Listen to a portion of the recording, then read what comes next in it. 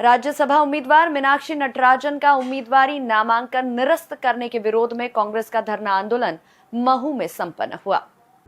महू शहर कांग्रेस कार्यवाहक अध्यक्ष पप्पू खान ने बताया कि राज्यसभा चुनाव में लोकतंत्र की हत्या करते हुए झूठा षड्यंत्र रचकर सत्ता का दुरुपयोग कर मीनाक्षी नटराजन का नामांकन निरस्त किया गया।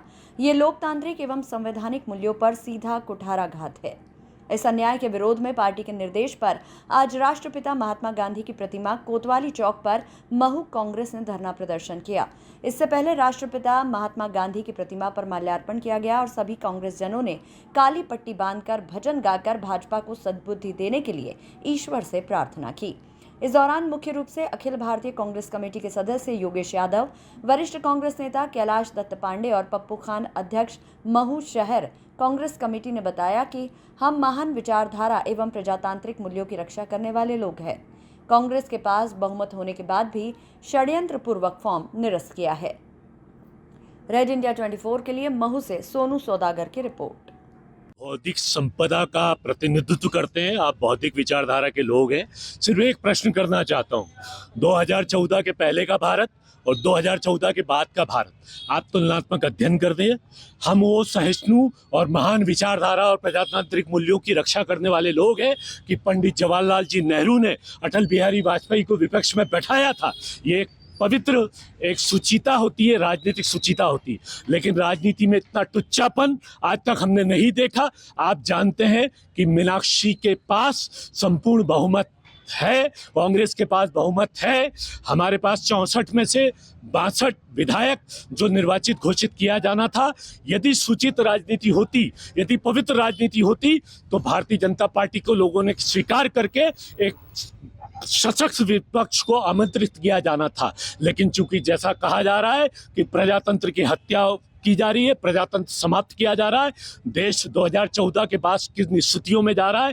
धीरे धीरे पहले इन्होंने व्यापारियों को, पहले इन्होंने नागरिकों को मारा है, अब देश का प्रतिनिधित्व करने वाली पार्टियों को भी मार रहे हैं। मैंने ये नारा संपूर्ण देश में दिया है और आज पुनः अपने गृहनगर में दोहरा रहा हूँ कि पहले लड़े थे हम गौरों से, अब लड़ेंगे हम चोरों से। भारतीय जनता पार्टी और ईडी, ईबी, सीबीआई ये जब भारतीय जनता पार्टी की कठपुतली बनी हुई है, कितना भी इनको विरोध कर लो, ये मट्ठस होगा है, इनके ऊपर कोई जू नहीं रेंगती है। हम महू से डॉक्टर बाबा साहब अम्बेडकर जिन्होंने संविधान बनाया था, आज देश में भारतीय जनता पार्टी संविधान की धज्जियां उड़ा रही है। ये हमारी लड़ाई डॉक्टर बाबा साहब अम्बेडकर की जन्मस्थली से शुरू हुई है, इसको अंतिम समय तक हम लड़ते रहेंगे। जब पहले लड़े थे घोरों से, अब लड़ेंगे चोरों से।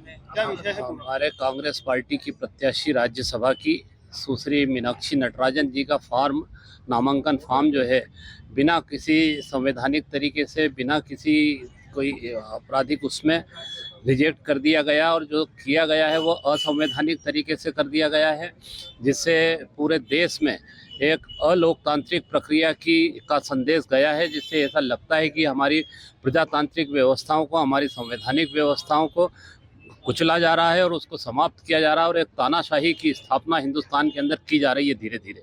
जो हिटलर ने, मुसोलिन ने और नाथूराम गोडसे की विचारधारा थी, उसको लेकर के ये लोग काम कर रहे हैं।